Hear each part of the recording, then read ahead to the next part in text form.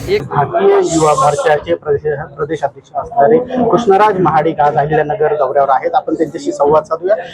दादा, संवाद यात्रा सुरू आहे, कशा पद्धतीने रिस्पॉन्स मिळतोय, काय एकंदरीत सगळ्या युवांचं हे आहे, भूमिका आहे?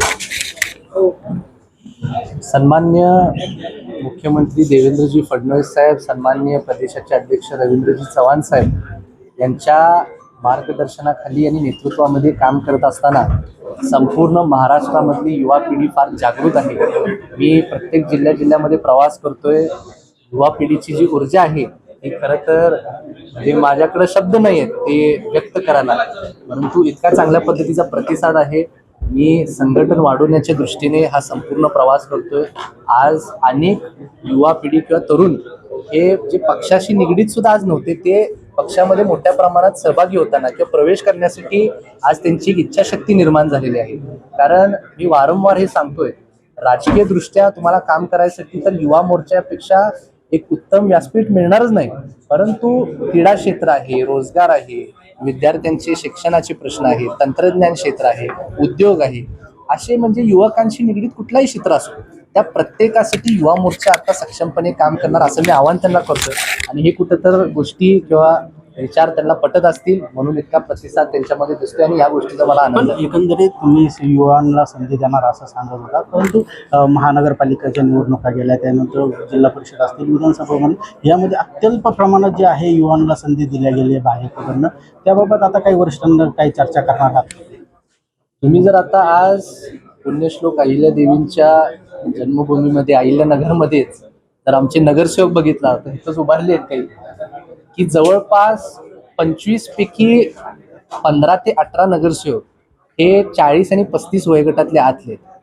आणि मला इतका अभिमान वाटतो कारण युवा पिढी कुठल्याही क्षेत्रामध्ये काम करत असताना एक नवीन विचार स्वतःचा घेऊन येते किंवा नवीन पद्धतीने म्हणजे आपण क्रिएटिव्हिटीने ते काम करण्याचा प्रयत्न करत असतात. त्यामुळे मला खात्री आहे की राजकारणामध्ये काम करत असताना माझ्या पद्धतीने मी त्यांना इतकीच सूचना देत असतो की प्रत्येक गोष्टीचा अभ्यास करून तुम्ही उतरला पाहिजे. तुम्हाला काम करत असताना अटी शर्यती किंवा संविधानाचा अभ्यास असला पाहिजे.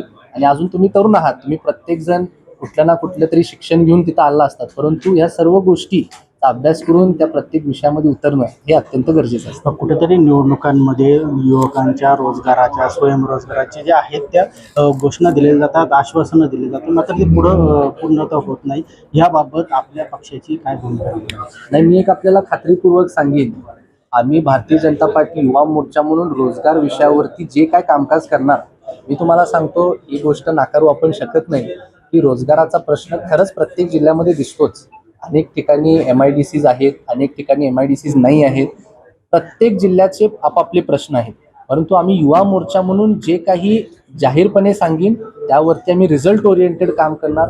मुलांना जर रोजगार विषयावरती आम्ही जेव्हा केव्हा काम करीन त्यावरती रोजगार मिळवून देण्यापर्यंत आमचा पाठपुरावा राहील असा मी एक विश्वास आपल्याला व्यक्त करून देतो. आपण स्पोर्ट्स पर्सन देखील आहात.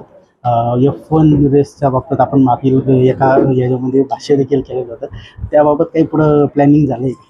म्हणजे रेसिंग क्षेत्राबाबतीत असं आपल्या महाराष्ट्रामध्ये तुम्ही करणार होता तर F1 सारखं रेस करायचं आयोजन करण्याचं असलं आपलं मानस होता. खरं सांगू तर आज तुमच्या माध्यमातूनच मी सरकारलाच सांगतो, जर रेसिंग ह्या क्षेत्राकडे आपण लक्ष देऊन काम केला तर सगळ्यात पुढं तिथं मी असेल. कारण काय रेसिंग हा स्पोर्ट राबवणं आणि त्याचं मॅनेजमेंट करणं हे अत्यंत क्लिष्ट आहे. कारण काय आहे, त्याला मुळात जागा प्रचंड मोठ्या प्रमाणात लागते. म्हणजे कुठलाही ट्रॅक जो आहे तो 50-70 एकर पर्यंत किमान तुम्हाला जागा त्या ठिकाणी लागते आणि पैशाची गुंतवणूक सुद्धा भरपूर मोठ्या प्रमाणात आहे. त्याचबरोबर ह्यामध्ये सहभागी होणारे जे खेळाडू आहेत त्यांना सुद्धा फार खर्चिक असा हा स्पोर्ट आहे. त्यामुळं मी या विषयावरती तर आम्ही काम करतोयच, परंतु या सर्व गोष्टी लक्षात घेता आज महाराष्ट्रामध्ये अनेक असे प्रश्न आहेत, मला वाटते त्यांना प्राधान्य देणं आजच्या घडीला महत्त्वाचं आहे. जेव्हा केव्हा स्पोर्ट्सचा विषय निघेल आणि सरकार त्याबद्दल त्यांची भूमिका स्पष्ट करतील तेव्हा मी प्रामुख्याने तिथं रेसिंगच्या विषयावरती नक्की काम करतो. तर रेसिंग नंतर आपण कायदा सुव्यवस्था जे आहे राज्यातले, आज नरसापूरचं जे आहे ते निकाल आलेला आहे, 26 तारखेला निकाल आहे म्हणजे 2-4 दिवसामध्ये. त्याबरोबर जे काही बाकीचे ज्या घटना झालेल्या आहेत त्याबाबत सरकार जे आहे ते गांभीर्य नसल्याचं विरोधाकडून बोललं जातं. काय एकंदरीत बाबतीत आहे?